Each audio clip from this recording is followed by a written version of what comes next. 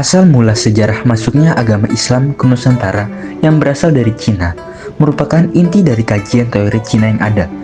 Agama Islam sendiri berkembang di negara Cina sejak tahun 618 hingga 905 Masehi, tepatnya pada masa dinasti Tang. Masuknya agama Islam ke Cina sendiri dikatakan dibawa oleh seseorang panglima muslim yang memiliki nama Sa'ad bin Waqqas yang berasal dari kota Madinah, tepatnya pada masa kekhalifahan Utsman bin Affan. Tak bisa dipungkiri, Cina juga mempunyai peran dalam penyebaran Islam di Nusantara. Sebab ajaran Islam berkembang di Cina pada masa dinasti Tang 618 sampai 905 Masehi. Dibawa oleh panglima muslim dari kekhalifahan di Madinah semasa era Khalifah Utsman bin Affan, yaitu Sa'ad bin Abi Waqqas. Kanton pernah menjadi pusatnya para pendakwah muslim dari Cina. Jean Berly dalam buku Islam in China menyebut relasi pertama antara orang-orang Islam di Arab. Diyakini bahwa Islam memasuki Nusantara bersamaan migrasi orang-orang Cina ke Asia Tenggara. Mereka dan memasuki wilayah Sumatera bagian selatan Palembang pada 879 Masehi atau abad ke-9 Masehi.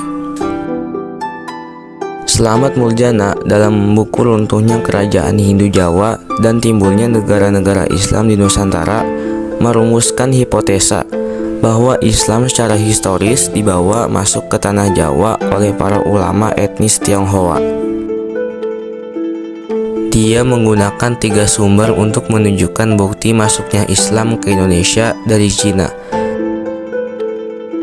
yaitu Serat Kendana, Babat Tanah Jawi, dan naskah dari Kelenteng Sampokong yang ditulis Portman. Slamet Muljana menyebut relasi dengan Cina sudah ada sejak masa kerajaan Majapahit, tepatnya tahun 1424 Masehi. Saat itu, Ma Hongfu datang ke Majapahit untuk menemui Prabu Wikramawardhana. Lantas, pada saat terjadi transisi di Majapahit dari era Hindu-Buddha ke masa Islam, banyak orang-orang Tiongkok datang ke Nusantara. Selain itu, Slamet pun menyebutkan bahwa adanya tokoh Wali Songo yang mempunyai darah Tionghoa.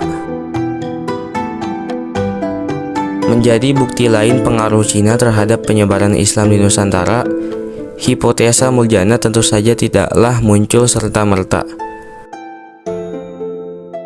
Merujuk artikel Asfi Warman Adam yang berjudul Wali Songo berasal dari Cina, hipotesa ini berawal dari rasa penawaran pemerintah kolonial Belanda tentang identitas etnis Raden Patah.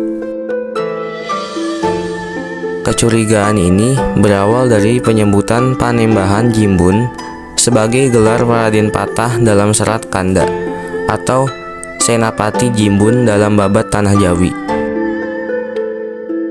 Dalam bahasa Cina, dialek Yunnan, kata Jinbun memiliki arti orang kuat. Menurut Slamet Muljana, Islamisasi di Indonesia tidak bisa dilepaskan dari pembentukan masyarakat Tionghoa Islam yang pertama. Dibentuk oleh Laksamana Cheng Ho di Palembang pada 1407 Masehi, Raden Patah atau Jinbun, seorang peranakan Tionghoa, buah cinta antara ibu putri Cina dan ayah Prabu Brawijaya, lahir dan besar di tengah-tengah masyarakat Tionghoa Islam di Palembang pada 1455 Masehi. Raden Patah tercatat datang ke Pulau Jawa pada 1474 Masehi yang kemudian mendirikan Kesultanan Demak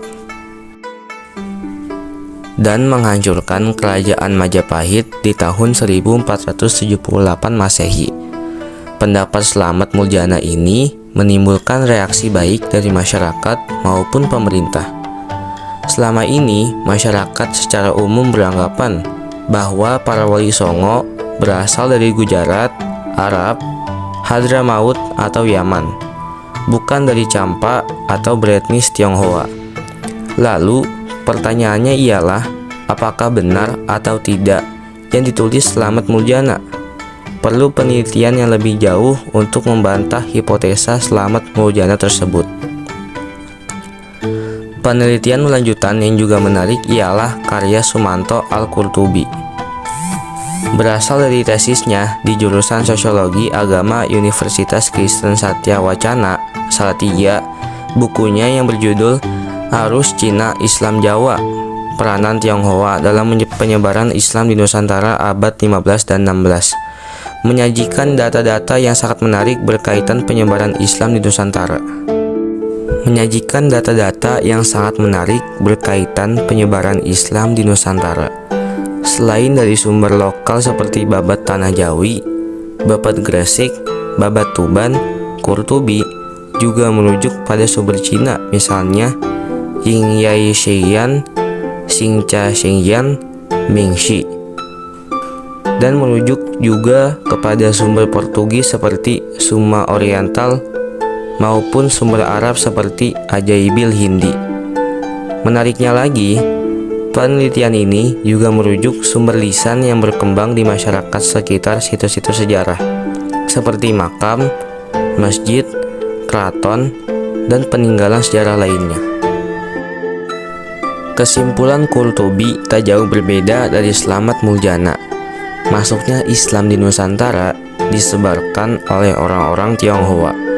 Mereka yang dikenal dengan sebutan Wali Songo, sebagian diantaranya adalah etnis Tionghoa. Para raja pun di Jawa, Kerajaan Demak sebagai kerajaan Islam pertama di Nusantara ditengarai adalah rezim Tionghoa. Sedangkan bicara perihal sejauh mana kontribusi masyarakat Arab dalam penyebaran Islam di Nusantara, Qurtubi mencatat peran determinan mereka baru terasakan di akhir abad ke-18. Hipotesa masuknya Islam di Indonesia karena kontribusi etnis Tionghoa ini tampak semakin kukuh sejalan dengan hadirnya banyak penelitian lainnya. Sebutlah disertai doktoral Tan Ta Sen, misalnya, yang kemudian diterbitkan dengan judul Cheng Ho, Penyebar Islam dari Cina ke Nusantara.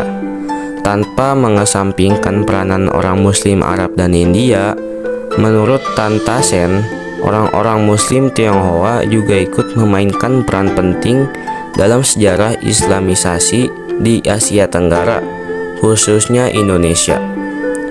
Teori besarnya kontribusi Cina daripada Arab atau India dalam proses Islamisasi ini semakin diperkuat oleh banyak bukti terkait pelayaran bersejarah Cheng Ho di awal abad ke-15.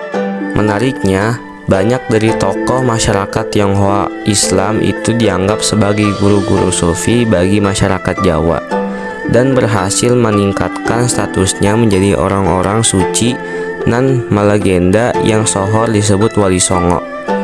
Membaca berbagai riset sejarah di atas, di sini muncul pertanyaannya lebih jauh, yaitu mengapa masyarakat Muslim di Indonesia lebih banyak yang meyakini kontribusi orang-orang Arab ketimbang orang-orang Tionghoa dalam penyebaran Islam di Nusantara.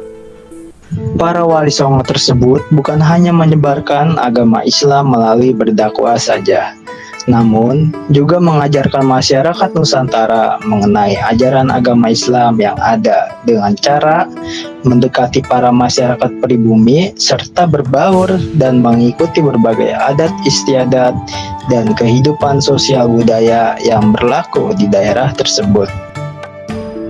Masuknya agama Islam ke Indonesia juga dipercaya bertepatan dengan banyaknya migrasi orang negara Cina Muslim ke negara Asia Tenggara, terutama wilayah Nusantara, yang pada umumnya kebanyakan memasuki daerah Sumatera bagian selatan yang terjadi pada abad ke-9 Masehi atau pada tahun 879 Masehi. Terdapat pula bukti lain yang mendukung teori Cina yang ada, yaitu banyaknya jumlah pendakwah yang berasal dari keturunan Cina dan memiliki pengaruh yang besar pada kerajaan Demak. Banyak orang juga yang meyakini bahwa agama Islam pertama kali masuk ke Indonesia tepatnya pada tahun 700 Masehi atau pada abad ke-7, di mana ditemukannya catatan Cina kuno yang menerangkan bahwa pada masa tersebut terdapat perkampungan atau permukiman Arab yang berlokasi di daerah pesisir barat Pulau Sumatera sampai ke sekitar Selat Malaka.